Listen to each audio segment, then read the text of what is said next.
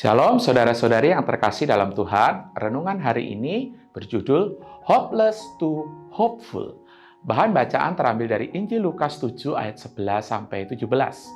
Saat ini mungkin saudara sedang mengalami kesedihan, kekecewaan, dan permasalahan.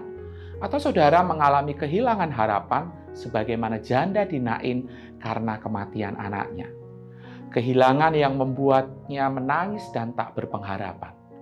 Namun dengarkan saya, ada kabar baik dari Injil yang saudara harus dengarkan.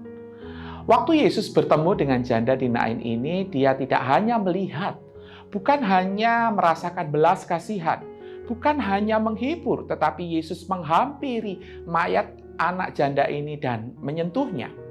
Pada zaman itu, orang yang bersih jika bersentuhan dengan mayat, maka dia menjadi najis sehingga dia harus ditahirkan.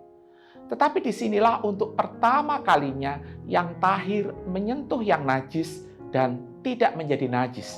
Malah yang najis dan mati menjadi tahir dan bangkit dari kematian. Kisah janda di Nain ini menunjukkan apa yang sanggup Yesus lakukan tatkala bertatap muka dengan penderitaan dan kematian.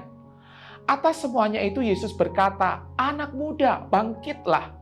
Seketika itu anak itu bangkit dan ini memperlihatkan bagaimana kuasanya atas penderitaan dan kematian.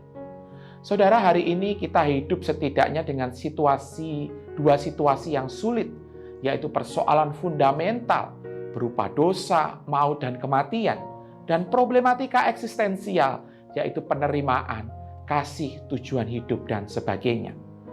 Kedua situasi tersebut dapat membawa saudara hidup dalam ketiada pengharapan. Namun sekali lagi melalui firman Tuhan ini saudara diingatkan bahwa Tuhan bukan hanya melihat saudara dan membiarkan begitu saja. Tuhan mau menghibur saudara. Menghibur dari keadaan hopeless to hopeful. Caranya dengan Kristus memberi dirinya untuk menderita, mati dalam keadaan hopeless, supaya saudara yang percaya di dalam namanya bangkit, hidup, dan menjalaninya dengan penuh hopeful di dalam Dia. Amin. Mari kita berdoa.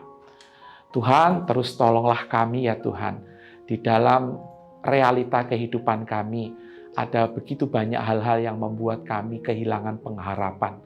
Tapi biarlah lewat firman-Mu yang sudah kami dengarkan, kami sungguh-sungguh memiliki pengharapan penuh oleh karena apa yang dilakukan Yesus di atas kayu salib yang rela menderita sengsara dalam keadaan hopeless, supaya memberikan kami kehidupan, supaya kami bangkit dan menjalani hidup ini dengan hopeful di dalam Dia.